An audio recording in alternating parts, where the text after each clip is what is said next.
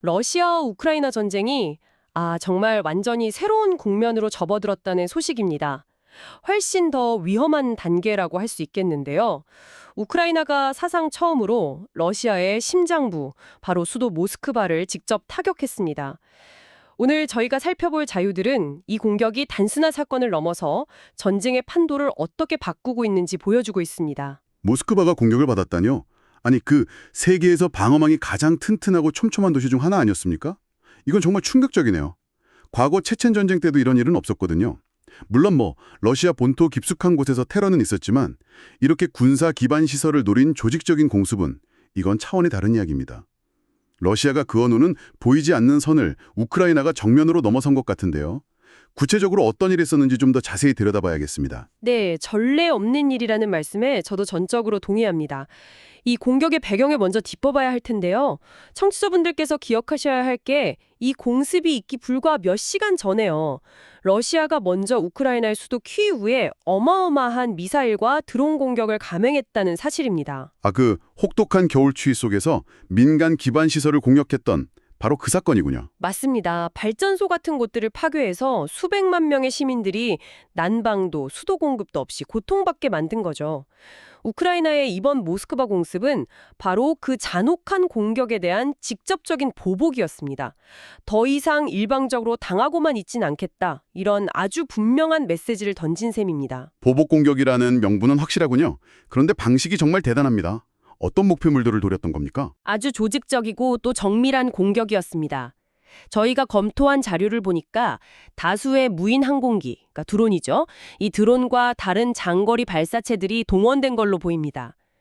주요 목표는 모스크바 전력망의 핵심인 주요 변전소, 그리고 도시 외곽의 대규모 연료 저장고였다고 합니다. 그러니까 그냥 상징적인 건물이 아니라 도시 기능을 직접 마비시킬 수 있는 곳을 정확히 누렸다는 거군요. 바로 그겁니다.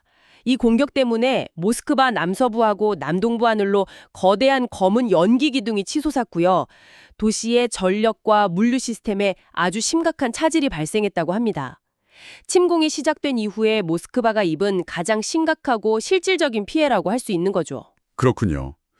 이건 단순히 우리도 너희 수도를 때릴 수 있다는 경고를 넘어서는 거네요. 실질적인 타격을 주겠다는 의지가 담긴 공격입니다. 이 지점이 바로 이번 사건의 전략적 의미를 완전히 다르게 만드는 부분 같습니다.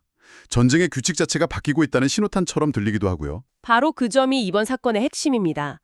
지금까지 대다수 러시아 국민들, 특히 모스크바 시민들에게 전쟁은 TV 화면 속에서나 벌어지는 일이었거든요. 저 멀리 떨어진 곳의 특별 군사작전일 뿐이었죠. 그러니까 자신들의 안락한 삶과는 전혀 관계없는 일이라고 생각했다는 거죠. 맞습니다.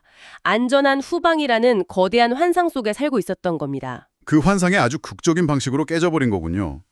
청취자분들께서 이 부분을 이해하시려면 푸틴 시대의 러시아가 어떤 기반 위에 서 있는지를 좀 알아야 하는데요. 크렘린과 도시 중상층 사이에는 일종의 암묵적인 약속, 사회 계약 같은 게 있었습니다. 그 사회 계약이요? 네. 우리가 당신들의 삶을 안정시키고 더 풍요롭게 만들어줄 테니 정치에는 신경 끄고 우리를 지지해달라. 바로 이거였죠. 정확한 지적이십니다. 그 사회 계약의 가장 중요한 전제 조건이 바로 안정이었습니다. 그런데 이제 모스크바 하늘에서도 폭발음이랑 사이렌 소리가 들리고 정전의 위협을 직접 느끼게 된 겁니다. 전쟁이 남의 이야기가 아니라 바로 내 집 문 앞에서 벌어지고 있다는 끔찍한 현실을 마주하게 된 거죠. 푸틴이 약속했던 그 안정이 산산조각 난 겁니다.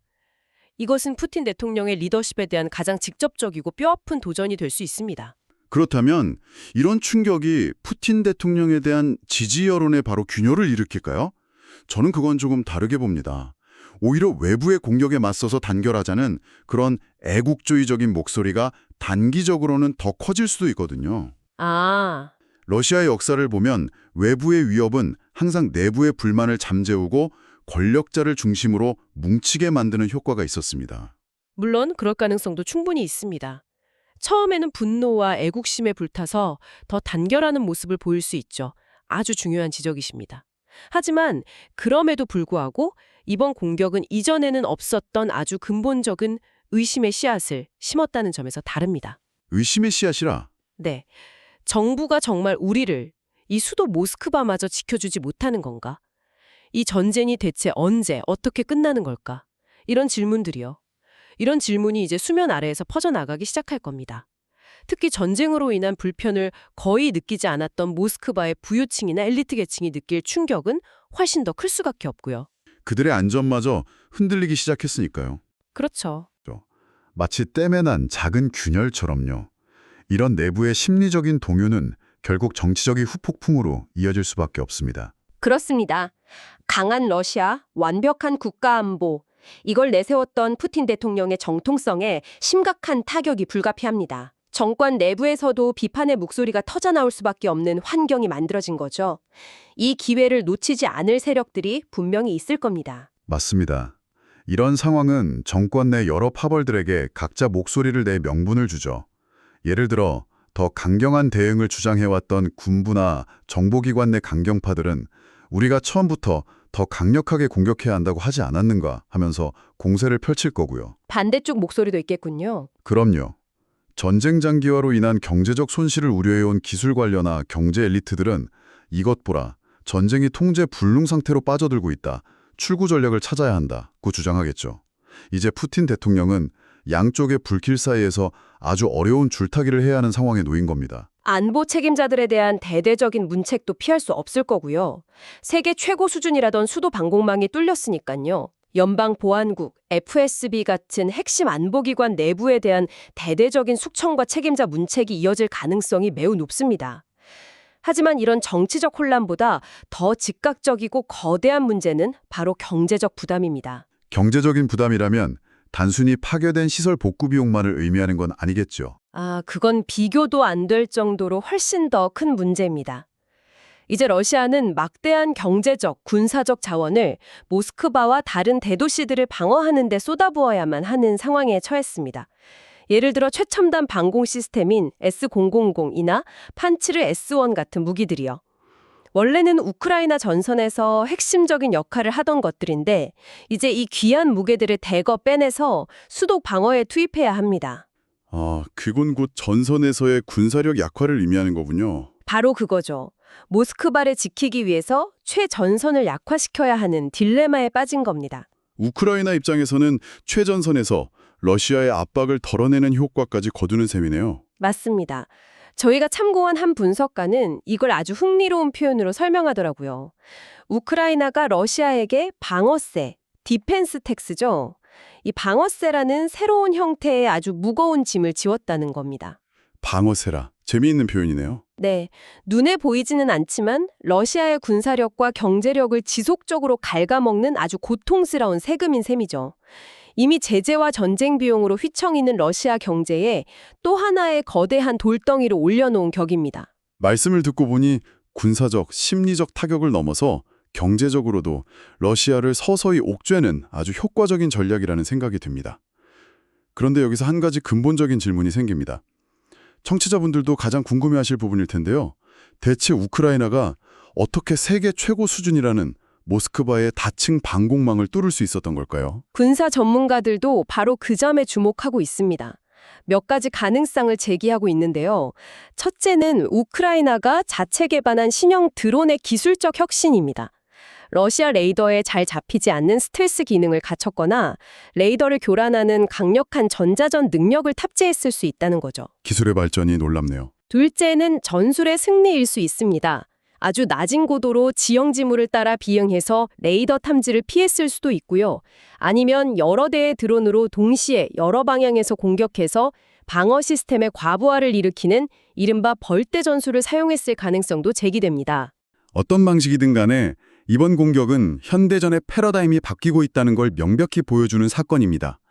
과거에는 수백만 달러짜리 미사일이 해야 했던 역할을 이제는 수만 달러짜리 저렴한 드론이 해낼 수 있다는 게 증명된 거잖아요. 맞습니다. 이건 단순히 우크라이나의 기술 발전을 넘어서 전 세계 안보 지형에 엄청난 함의를 던집니다.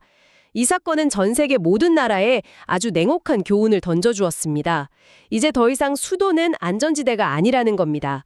저렴한 드론 몇 대로도 한 나라의 심장부를 타격하고 사회 전체를 혼란에 빠뜨릴 수 있다는 사실이 증명된 거죠. 아마 각국이 이제 드론 방어 시스템에 대한 투자를 엄청나게 늘리겠군요. 그럴 수밖에 없죠. 그리고 국제관계도 훨씬 더 복잡한 계산법 속으로 들어가게 됐습니다. 특히 우크라이나를 지원해온 서방 동맹국들의 입장이 아주 곤란해졌을 것 같습니다. 그렇습니다. 그야말로 딜레마에 빠진 거죠. 우크라이나의 영토를 방어하기 위한 자위권은 지지해야 하지만 동시에 러시아 본토, 특히 수도를 직접 공격하는 건 이건 러시아를 너무 자극해서 전쟁이 걷잡을 수 없이 커질 수 있거든요. 확전은 피하고 싶을 테니까요. 그렇죠. 아마 공개적으로는 우크라이나의 입장을 존중한다고 하면서도 비공식적으로는 자제를 요청하며 확정 관리에 들어갈 겁니다. 서방이 가장 두려워하는 시나리오, 즉 나토와 러시아의 직접 충돌은 어떻게든 피하려 하겠죠. 중국의 셈법도 복잡해졌군요. 동맹인 러시아가 군사적 취약점을 드러낸 것에 놀라면서도 이 전쟁이 더 커지는 건 원치 않을 테니까요. 중국은 이 상황을 아마 독수리의 눈으로 지켜보고 있을 겁니다. 한편으로는 현대 기술을 활용해서 강대국에 어떻게 맞서는지를 유심히 학습하고 있을 때고, 다른 한편으로는 동맹인 러시아의 약화가 자국에 미칠 영향을 계산하고 있겠죠. 러시아가 너무 심하게 무너지는 것도 중국에겐 부담이니까요. 맞습니다. 그래서 확전을 막기 위해 러시아의 어떤 형태로든 자제를 촉구할 가능성이 있습니다. 겉으로는 러시아를 지지하는 척하겠지만 물밑에서는 아주 복잡한 계산을 하고 있을 겁니다. 결국 모든 플레이어들이 각자의 이해관계 속에서 아슬아슬한 줄타기를 하고 있는 형국이군요. 하지만 체면을 단단히 구긴 러시아가 이대로 가만히 있지는 않을 텐데요. 앞으로 훨씬 더 격렬한 보복이 뒤따르지 않을까요? 이 부분이 가장 걱정됩니다. 네, 그 점이 가장 우려스러운 부분입니다. 굴욕을 당한 푸틴 정권은 내부의 비판을 잠재우고 실추된 명예를 회복하기 위해서라도 반드시 보복에 나설 겁니다. 아마 지금까지와는 비교도 안 될 정도로 대규모의 무차별적인 방식으로 우크라이나의 도시들을 공격할 가능성이 높습니다. 어쩌면 더 강력한 무기를 사용할 수도 있겠군요. 그럴 수 있습니다. 전략 미사일 같은 더 강력한 무기를 쓰거나 서방의 무기가 들어오는 길목을 차단하겠다며 나토 회원국 근처에서 위협적인 군사 행동을 할 수도 있고요. 최악의 경우 핵무기 사용을 거론하며 위협의 수위를 최대로 끌어올릴 가능성도 배제할 수는 없는 걸까요? 안타깝게도 그 가능성마저 열려 있다고 봐야 합니다. 물론 실제 사용 가능성은 낮겠지만 우리는 핵무기를 사용할 수도 있다는 위험만으로도 서방의 지원을 위축시키고 우크라이나를 압박하는 효과를 거둘 수 있으니까요. 정말 파국으로 치닫는 건 아닌가 하는 불안감을 떨칠 수가 없네요. 오늘 저희가 살펴본 자료들을 종합해보면 우크라이나의 모스크바 공습으로 이 전쟁은 이제 양측 모두 서로의 심장부를 직접 겨눌 수 있는 훨씬 더 예측 불가능하고 위험한 단계로 들어섰다는 결론에 이르게 됩니다. 러시아의 대규모 보복이 거의 확실시되는 상황에서 이 사건은 전쟁의 끝이 아니라 어쩌면 더 끔찍한 비극의 시작일지도 모른다는 불안감을 떨칠 수가 없습니다. 전쟁의 지리적, 심리적 경계선이 모두 무너진 셈입니다. 이제 양측 모두에게 안전한 곳은 없다는 냉혹한 현실이 이 전쟁에 참여한 모든 이들을 짓누르게 될 것 같습니다. 맞습니다. 저희는 오늘 이 공격이 가져온 전략적 변화와 정치적 파장을 분석해 봤습니다만 이 모든 분석의 끝에는 결국 더 격렬해질 폭력과 더 깊어질 고통이 기다리고 있다는 사실을 외면할 수가 없습니다. 이는 우리 모두에게 아주 어려운 질문을 던집니다. 한번 깨져버린 안전지대라는 환상 속에서 과연 이 전쟁은 어떻게 그 끝을 찾아갈 수 있을까요? 부디 이 팽팽한 긴장이 파국으로 치닫지 않기를 간절히 바랄 뿐입니다. 오늘 이야기가 도움이 되셨다면 좋아요 한 번씩 눌러주십시오.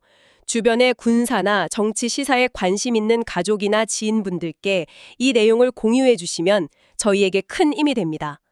앞으로도 저희 전쟁 시사 채널에서는 러시아 우크라이나 전쟁에 대한 깊이 있는 분석을 계속 전해드릴 예정이니 구독도 잊지 말고 꼭 부탁드립니다.